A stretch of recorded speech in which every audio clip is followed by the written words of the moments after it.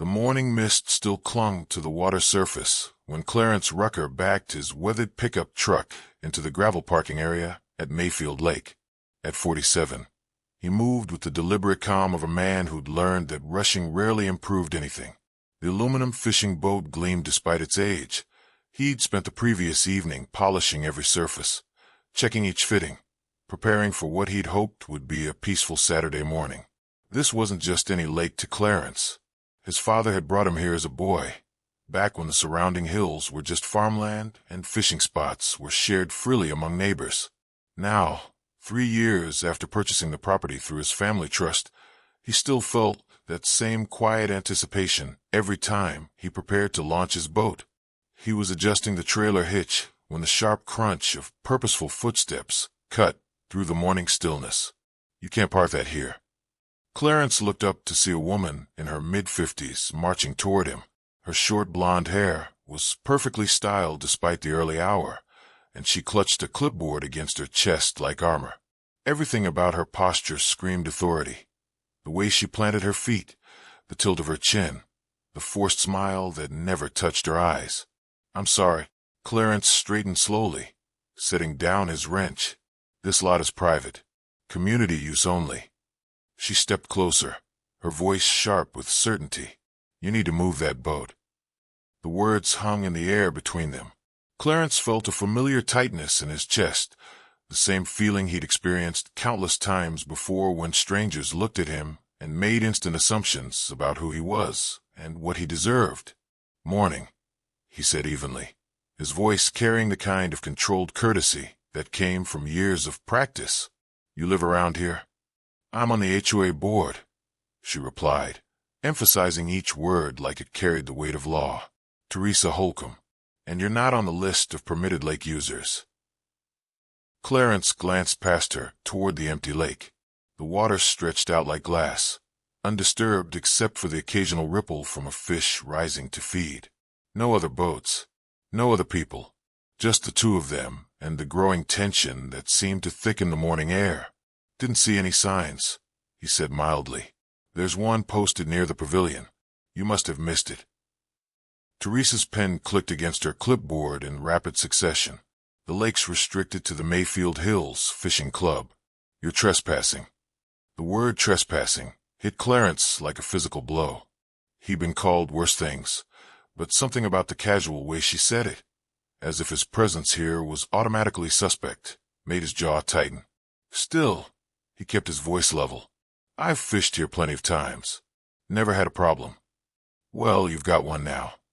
Her tone carried the satisfied edge of someone who believed they held all the cards.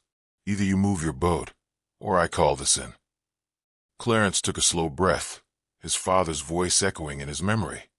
Sometimes the best way to handle small people is to let them make themselves smaller. "What's your name?" he asked quietly. "Teresa Holcomb," she repeated, standing taller as if the name should mean something to him. "And yours?" "Clarence Rucker." She scribbled something on her clipboard.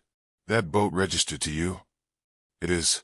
"Well, Clarence," she said, her voice dripping with condescension, "I'm sure you're just unaware of the rules, but you can't just show up and dump your boat wherever you like. We've had issues before, people leaving trash, breaking things. This area is for residents and their guests, under supervision." There it was, the word people delivered with just enough emphasis to make its meaning clear. Clarence felt the familiar burn of recognition, the same feeling he'd carried since childhood when teachers assumed he wouldn't understand the homework, when store clerks followed him through aisles, when neighbors spoke to him like he was a visitor in his own neighborhood. "I'm not breaking anything," he said, his voice remaining steady despite the fire building in his chest. "Just trying to enjoy the water. You need to pack up and leave." Now, the silence stretched between them. Clarence looked down at the gravel, then back at the lake that had been his sanctuary for decades. When he turned back to Teresa, something in his expression had shifted.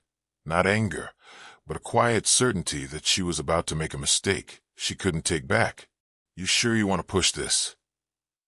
Teresa actually laughed, a sharp, dismissive sound. "Is that supposed to intimidate me? Do you know how long I've lived here?" Clarence didn't flinch. Do you know who purchased this lake 3 years ago? Who maintains it, pays taxes on it, signed off on your fishing club's access in the first place? For just a moment, Teresa's confident mask slipped. A flicker of uncertainty crossed her face, but it vanished as quickly as it appeared. "You're bluffing," she said, but her voice had lost some of its edge. Clarence walked back to his trailer and began securing the boat. "All right, you do what you have to do." "I will," Teresa snapped. "You'll be hearing from the board." But as Clarence drove away, leaving Teresa standing alone in the empty parking lot, he carried with him the weight of what she didn't know, and what her arrogance was about to cost everyone. By 9 a.m., Clarence was back on the water, drifting peacefully near the eastern shoreline. The morning sun had burned off the mist, and the lake stretched out before him like a mirror reflecting the sky. He cast his line with practiced ease, not really expecting to catch anything, just needing the familiar rhythm of the motion. The peace didn't last long. A white golf cart appeared at the dock, and even from a distance, Clarence could see Teresa's rigid posture. This time, she wasn't alone. A young man in a windbreaker sat beside her, a radio clipped to his belt, probably one of the HOA's security contractors. "Clarence Rucker." Teresa's voice carried across the water with amplified authority. "This is your final warning." Clarence reeled in his line slowly, turned his chair, and waved. "Morning again, Teresa. I've contacted the sheriff's office. You're in violation of HOA regulations. You are to leave the premises immediately." The security guard looked uncomfortable. He leaned toward Teresa, whispering something that made her shake her head sharply. "That man with you," Clarence called out. "He got a badge, or just a walkie?" Teresa stiffened. "You don't need to worry about that." "Well," Clarence replied, his voice carrying easily across the calm water, "if you're going to accuse someone of trespassing on private land, you might want to make sure you're not the one trespassing first." The security guard stepped forward. "Sir, can I ask what your business is on the lake?" "You can ask. I'm fishing. Are you a resident of Mayfield Hills?" "No. Then I'm going to have to ask you to come ashore." Clarence pulled his tackle box closer, but didn't stand. "You ever hear of Crescent Holdings?" If you are enjoying this story, kindly do us a favor and subscribe to our channel. It is free and won't cost anything, but it means a lot to us. We are just a small channel trying to grow. Thank you. And back to the video. The young man paused. "Can't say I have." "Figures," Clarence said with a slight smile. "They're a private trust. They bought this land and lake 3 years ago. It's owned and managed by them. I'm the sole trustee." Teresa scoffed. "What, you expect us to believe that?" "Don't really care what you believe," Clarence replied calmly. "The paperwork's filed with the Greene County Recorder's office. All public record. You can look it up right now." The security guard glanced between Teresa and Clarence, clearly out of his depth. "Do you have identification on you?" "In the truck. I'll show it to a deputy when they get here." "That's who you called, right?" The guard shifted uncomfortably, but Teresa doubled down. "This lake has been part of our community for decades. Just because some shell company buys the land doesn't mean you can roll in here, act like you own it, and disrupt our peace." "Ma'am," Clarence said with steady patience, "I didn't disrupt anything. You came to me." Her face flushed red. "You know what? Fine. Let's let the sheriff sort it out. But don't expect sympathy when they show up." Clarence leaned back in his chair, casting another line. Not looking for sympathy. Just some peace and quiet. But Teresa couldn't let it go. This wasn't just about fishing rights. It was about control, about the natural order as she understood it. And that order was about to be turned completely upside down. That afternoon, Clarence sat in his modest kitchen, a framed photograph in his hands. The image showed his father, barefoot by the lake, holding up a fish with both hands and grinning like he'd won the lottery. 10-year-old Clarence stood beside him, gap-toothed and grass-stained, looking up at his father with pure adoration. "Dad," he murmured, "you'd have handled her better than I did." The house was quiet except for the gentle tick of the wall clock and the distant sound of his dog Jasper, panting on the porch. Clarence had lived here for 15 years, but he'd never felt more like an outsider in his own community than he did right now. He walked to his filing cabinet and pulled out a blue folder marked Mayfield Lake, Title and Access. Inside were all the documents that made Teresa's morning performance so tragically ironic: the deed transfer, his signature as trustee, the original agreement granting the HOA conditional access to the lake. The key word was conditional. And renewable annually, subject to review. No renewal had been filed in 10 months. Clarence had inherited more than just land when his father died. He'd inherited a legacy of quiet generosity, of believing that nature should be shared as long as it was respected. His father had shaken hands with neighbors, built relationships, created the very access agreement that the community now took for granted. But after Clarence took over the trust, those same neighbors had grown distant. Polite nods replaced friendly waves. No one had made an effort to know him, except Teresa, who had never even made eye contact before today. The phone rang, interrupting his thoughts. "Mr. Rucker?" An unfamiliar voice. "This is Ron Castile, acting president of the Mayfield Hills HOA board. We received your letter today." Clarence hadn't sent a letter. Yet, "I think there's been a misunderstanding," Ron continued. "We'd like to discuss this. Maybe there was a miscommunication somewhere. No need to escalate things." "There's nothing escalated about it," Clarence replied evenly. "The agreement wasn't renewed. Access was being used without permission. I'm simply bringing it back in line with the terms." "I understand, but revoking access completely might not sit well with some residents. We've had use of that lake for years. And I haven't interfered. But after the way your board member approached me on Saturday, I think it's best we take a pause." There was a long silence. "Would you be open to meeting? Maybe finding a compromise?" Clarence took a sip of his iced tea. "Let's see how folks handle a little humility first." He hung up without waiting for a reply. That evening, he drafted the letter that would change everything. Direct, professional, and bulletproof. He cited the expired agreement, attached copies of all relevant documents, and formally revoked lake access until further notice. No angry language, no threats, just a clear statement of ownership backed by indisputable documentation. The next morning, he drove to the HOA office and personally delivered the envelope. "Just make sure Teresa gets it," he told the receptionist. The community meeting was packed beyond capacity. Folding chairs filled the small room. People stood along the walls, and voices carried from the hallway where late arrivals tried to listen in. The Mayfield Hills community hadn't seen this kind of turnout in years. Clarence stood near the front, wearing jeans and a simple button-up shirt. No podium, no prepared remarks, just him, calm and watchful. Teresa sat in the front row, arms crossed, jaw set like concrete. Behind her, faces ranged from curious to concerned to openly hostile. Ron Castile opened the meeting with nervous politeness.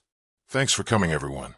I know this wasn't scheduled, but we felt it was important to address the concerns about lake access. Clarence Rucker has agreed to speak tonight." When Clarence stepped forward, the room fell silent. He didn't speak immediately, taking time to look around the room, meeting eyes when he could. "My father used to bring me to this lake when I was 10, he began, his voice carrying easily to the back of the room. "Before any of this neighborhood existed. We'd fish in the morning, cook on the shore in the afternoon. I learned to tie my first line right there by the old oak tree." A murmur ran through the crowd. People shifted in their seats, suddenly aware they were hearing something they hadn't expected. "I bought the lake 3 years ago through a trust that honors his legacy. I kept access open to the community. No fees, no conditions. Just expected folks to treat it with care." He paused, letting that sink in. "But when someone walks up to you, demands you leave, threatens to call the cops on your own property, that's not just about rules.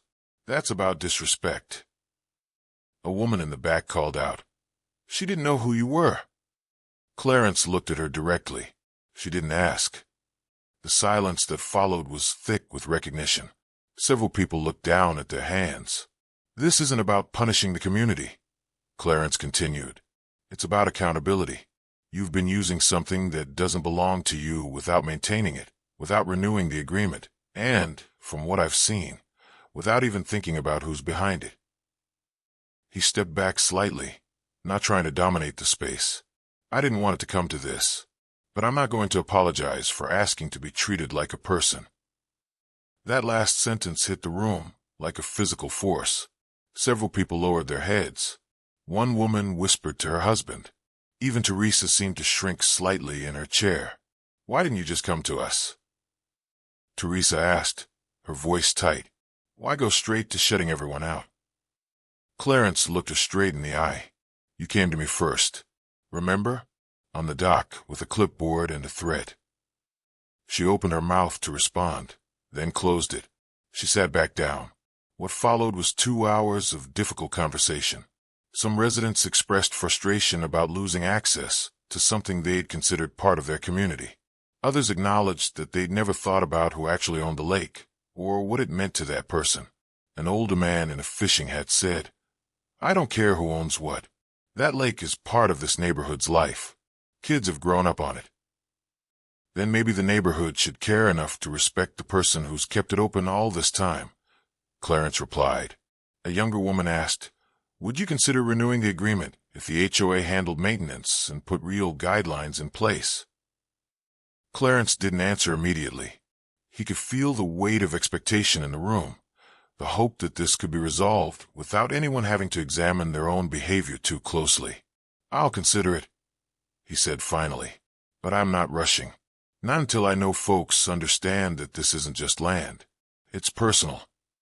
As the meeting wound down, people began to file out slowly. Some avoided eye contact with Clarence. Others nodded politely. A few actually approached him.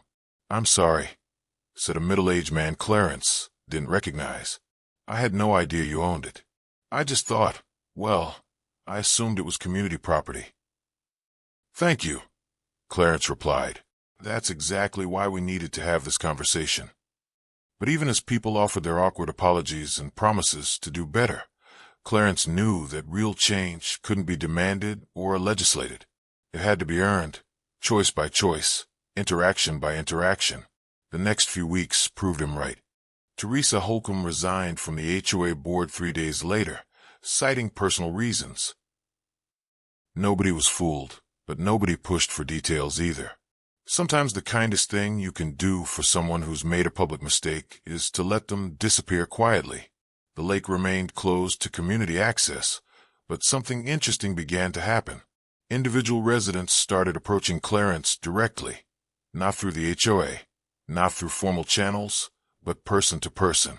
Billy Waller, a neighbor from Valleycrest Drive, stopped by one evening. "My grandson's been asking about the lake," he said. "Kid's never caught a fish before. I was wondering, would you be willing to take him out sometime? I'd pay for gas, bait, whatever." Clarence considered it. "Tell you what, bring him by Saturday morning. We'll see how he does." The following Saturday, Billy arrived with 12-year-old Lucas, who clutched a borrowed fishing rod like it contained magic. Clarence spent 3 hours teaching the boy to cast, to read the water, to be patient. When Lucas finally caught a small bass, his whoop of joy echoed across the lake. "Thank you," Billy said as they packed up. This meant the world to him. "Bring him back anytime," Clarence replied. "Just call first." Similar interactions followed. A single mother asked if her twin daughters could learn to fish. A retired teacher wondered if his grandchildren could see the lake during their visit. Each request was personal, respectful, and came with an understanding that access was a privilege, not a right. Andrea Preston, the new HOA board member, approached Clarence with a different kind of proposal. "We're drafting a new access agreement," she said, "one that includes maintenance schedules, cleanup responsibilities, and a formal renewal process. Would you be willing to review it?" The document that arrived 2 weeks later was everything the original should have been. Clear terms, specific responsibilities, accountability measures, and, most importantly, recognition that the lake was privately owned and access was granted as a courtesy. Clarence signed it on a Tuesday morning, with Andrea and 2 other board members present. No fanfare, no ceremony, just signatures on paper and a handshake. "We're going to do better," Andrea said. "I'll hold you to that," Clarence replied. The lake reopened to community access the following weekend. But something had fundamentally changed. People arrived with trash bags as often as fishing rods. Broken equipment got reported and fixed quickly. Children were taught to respect the water and the fish. Most importantly, when new residents moved to Mayfield Hills, they learned the lake story. They learned about Clarence's father, about the trust, about the morning when assumptions and arrogance nearly cost everyone something precious. 3 months later, Clarence stood on the dock at sunrise, preparing for another morning of fishing. The mist still clung to the water, and the familiar sense of peace settled over him like a blanket. He heard footsteps behind him, not the sharp, aggressive march of someone with a clipboard, but the easy stride of someone who belonged. "Morning, Clarence." It was Lucas, Billy's grandson, carrying his own rod now and a small tackle box that had belonged to his grandfather. "Morning, Lucas. Water's perfect today." The boy beamed and began setting up his equipment with the careful precision Clarence had taught him. No rush, no noise, just the quiet preparation that fishing required. As they cast their lines into the still water, Clarence thought about the journey that had brought them here. It hadn't been about winning or losing, about power or submission. It had been about something simpler and more profound. The basic human need to be seen, respected, and treated with dignity. Teresa Holcomb had looked at him that morning and seen a problem to be solved, a rule to be enforced, a person who didn't belong. But she had never seen him, not really. She had never asked his name, never wondered about his connection to the place, never considered that her assumptions might be wrong. The tragedy wasn't that she'd been mistaken about who owned the lake. The tragedy was that she'd been so quick to decide who deserved to be there. But that morning was over now. The lake was still. The fish were biting. And beside him, a young boy was learning not just how to fish, but how to belong somewhere with respect and gratitude. Sometimes the greatest justice isn't about punishment or revenge. Sometimes it's about creating space for people to be better than they were, to learn from their mistakes, and to build something more beautiful than what existed before. The sun climbed higher, burning off the morning mist, and Clarence smiled. His father would have loved this, the quiet teaching, the shared respect, the understanding that the best things in life are worth protecting, worth fighting for, and worth sharing with people who understand their value. The lake belonged to Clarence, but peace belonged to everyone who earned it.